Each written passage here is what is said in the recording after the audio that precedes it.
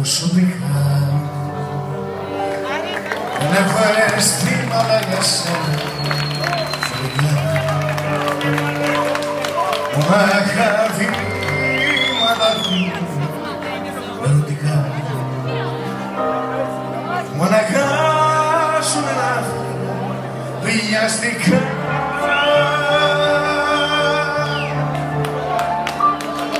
Προσωπικά δεν θέλω τίποτα μαζί σου. Μου πάει ο ήχος της φωνής σου τραγικά και δεν αλλάσω το κορμί σου με την άψογη ζωή σου τελικά.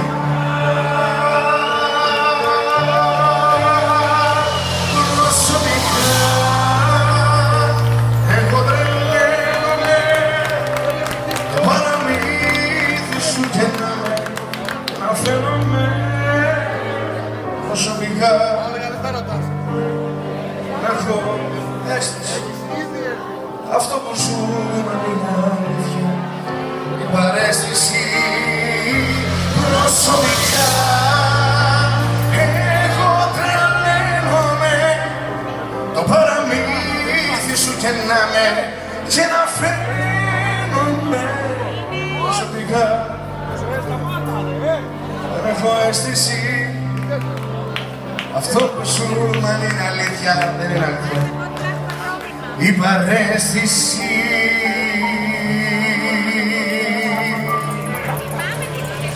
Προσωπικά